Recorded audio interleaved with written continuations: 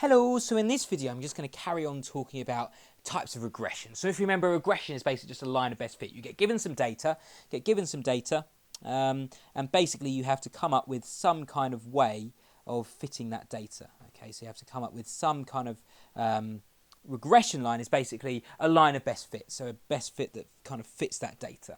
Okay, and basically the idea is that I want to set up an optimization problem. So let's say, for example, if it's a linear case, so in other words, I'm looking at a regression model, RP, that is going to be looking at the form x1 plus x2 times p, say, for example, where p is just representing our data. Then basically what I'm trying to do is I'm trying to optimize what x1 and x2 are. I want to try and optimize what these coefficients are in my regression model. So, for example, my regression model may equally be something that looks like this. There's literally loads of different kind of, it's just basically a line of best fit, right? So I'm trying to come up with some function that fits the data really well. So I'm just trying to find out what these numbers are. So I'm basically forming an optimization problem to try and find out the best values for those. Okay, and I was starting to then talk about in the last video this thing called residual, and the residual function is basically, if you have an actual point here, and if you say that the fitted, and the point of the fitted graph should be down here, what I'm trying to do is I'm trying to minimize the distance. I'm trying to minimize the distance between where the regression line says the point should be and where the point actually is. I want to basically be a really good fit. So in other words, I want this distance in here to be reduced. And if you remember, I define the residual as EI is equal to my actual point, so my actual point, which is of course my QI. Now if I remember, my little subscript notation just corresponded to what point I was at. So for example, this would be my first point, so this would be Q1, okay, minus my residual point, and so this down here so would be Q2, right, minus my regression, point, so minus my fitted point, if you like, okay, and this is what was known as a residual. Okay, this is what's known as a residual. And this is what I was talking about. Now, the most common type of objective functions, this is how I form the objective function. The objective function defines the residual. Now, the most common type of objective function is something known as the least squares objective function, right? And it goes a bit like this. So the least squares is sometimes called the sum of the squares. And I prefer the sum of the squares because it kind of describes what it is, right? And it goes a bit like this. So in other words, you want to minimize. I can understand why they said least squares, because it reminds you that you need to minimize. So you want to minimize some objective function. If you remember from linear programming, we often call the objective function z. Okay, so in this case, we've got a function which is in terms of two variables, so x1 and x2, right? And that's going to be equal to the sum from I equals 1 to the number of points that you end up having in your data set, okay, of your residual, so qi minus rpi, okay, squared. So in other words, the reason why it's called the sum of the squares is because you've got a sum of a square, and the square is just your residual. Okay, so it kind of makes sense with what's going on. So let me just try and draw you what's going on here. Right, so it looks something like this. So basically what I'm looking here at is my function value. Okay, this is my function value, this is my f value. So each ring corresponds to the same function value. Okay, so for example, this might correspond to the function value of 50. So this basically means that this point over here, so this x1 point, whatever this x1 point may be, and this x2 point may be, when I put it into this function here, I end up with it being the value 50. Okay. And this might correspond to, say, f equals 30, similar kind of thing. So it'll be exactly the same kind of thing. So every point on this graph will have, every point on this line will have that particular function value. Okay, and let's just say I want to minimize it. So in other words, I want to have the ring. I want to have the smallest ring, if you like. So I want to have the center of these rings. So it would be the smallest f value. Okay, the ring with the smallest f value. So let's say that this happens at x1 equals 10 and x2 equals 20. So in other words, my coefficients that would best fit my function, because of course this is what I'm trying to minimize, my coefficients that best fit my function will be x1 equals 10 and x2 equals 20. Right? So these coefficients will give the least residual. Now, how do you go about solving? So, okay, this is kind of the theory behind it, but how do you go about solving a least squares example? Well, let me try and show you. So let's suppose we have something like this. So in other words, we have two coefficients. We have u and we have v. Okay, these are the things that we observe. Okay, so these will basically form our actual these will form our actual data. X and Y will form our actual data. Now notice that Y is implied by X. Notice Y is implied by X. What do I mean by that? Well, basically you put an X value in, and whatever that X value in, you'll put a Y value out. And of course, because it's a linear function, it'll be a one-to-one function. So in other words, one X value will correspond to only one Y value. So in other words, if you know what the Y value is, then you also know what the X value is. You also know what the X value is as well. Okay, so in other words, you only really need to consider what Y is. You only need to really consider Y as being our actual function. And that makes things a lot easier because you can basically then just basically say, well, this is going to be our fitted data. This right-hand side is going to be our fitted data. It's going to be U and V, okay? Whereas our actual data is going to be given by Y. So in other words, what I can say is that the residual, which is given by EI, is given by YI minus this right-hand side, because it's going to be my actual data minus my fitted data, which is my right-hand side. So UXI plus V, okay? UXI plus V. Okay, so then let's just expand this out. So I've got a minus here, so we've got a minus here, and then this goes to a minus as well. Okay, so this is my residual now. Well, basically, if you remember, my least squares was given by this. So I want to minimise my objective function, f and uv, such that it's going to be the sum from however many variables I've got, so from 1 to n, of my residual, ei, squared. Okay, so in other words, what my minimisation will become is going to be the minimisation of f with respect to u and v. Okay, and that's going to be equal to the sum from I equals 1 to n of my residual function. So in other words, that thing there, so yi minus uxi minus phi, okay, squared. Okay, so that is a thing which I want to basically try and minimise, right? Now your question probably is now, well, how do I go about minimising that? Well, the thing is, right, what you've got to remember is what we're doing. We want to try and minimise it. Equally, if it was maximised, this would be exactly the same method. Remember that a minimise, so I'm trying to minimise some particular function or maximise some particular function. Well, the point where a function is going to be at its maximum or at its minimum, and we're going to come back to this a lot during the course. If you can get this in your head now, great. But it's basically just A-level stuff, right? The point where a function reaches its maximum or reaches its minimum, so let's say if we want to minimise something, if we've got a function that looks like that, where will it reach its minimum? It will reach it at this point. It will reach it at a turning point. Yeah, because in other words, at this point here, you cannot go any lower. You cannot go any lower than this point. This is our function. And you cannot, if you travel along our function, so in other words, you're travelling along here, right the way along here, we get down to this point here, we can't go any lower. Because beyond that point, if we keep travelling on our function, we're going to then start increasing. We're going to start getting bigger. Okay, so this point down here will correspond to our minimum. So in other words, that point there, you might recognise it as a stationary point. Because the point where it's 0, it's the point where our function, a gradient of our function is 0, a rate of change of our function is 0. Because our function is not changing at that point. It's the point where our function is literally changing direction.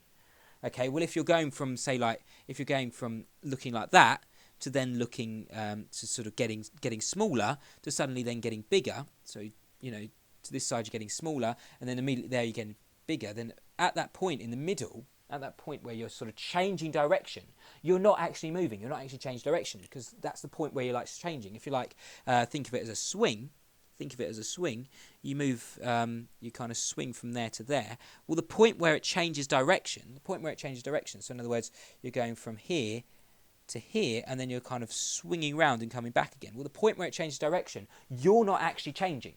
Okay, it's it's a momentary stop. If you think of a swing, you kind of swing out right as far as it can go. Then once it's as far as it can go, it stops moving, then it changes direction and comes back. Okay, so that's kind of the idea behind it. It's a stationary point. And the reason why I spent perhaps a little bit longer explaining that is because it's such an important idea. It's such a fundamental idea, because a minimisation, or if you want to minimise a function or maximise a function, it's going to be where the gradient of the function is 0. Okay, so there's stationary points. So that's going to be the gradient of the function. Well, that's the derivative. The gradient of a function is given by its derivative. So therefore, that is going to be where the gradient of the function is equal to 0. Well, what was our function? Our function was here. Y equals... our function sorry, what am I doing? This is our function. This is the thing which we want to try and minimise. So we want to try and minimise this right-hand side here, okay? So, okay, let's try and minimise this. So basically, let's find, first of all, the derivative of our function with respect to u. So, because, of course, we've got u and v inside our function, so therefore we're going to have to take partial derivatives, because it's going to be a function in terms of u and v. Right, so we're going to have to take partial derivatives. We're going to have to decide which one we differentiate with respect to. So let's differentiate with respect to u first of all. Now, just ignore this sum here. This sum is not going to make a difference. So, in other words, we're just going to have the sum from I equals 1 to n. Okay, so that's sorted with. Multiplied by the derivative of this function. If there wasn't a sum there, okay, and in other words, if there just was, if there was just that, okay.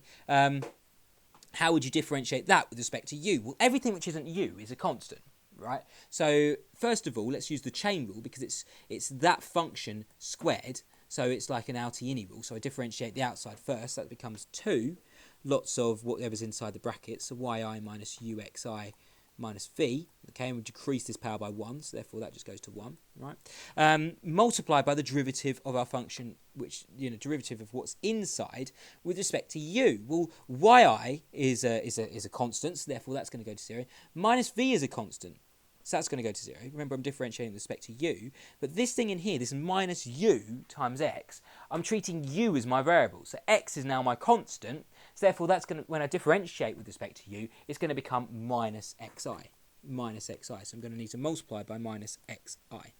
Okay, I'm going to need to multiply by minus xi.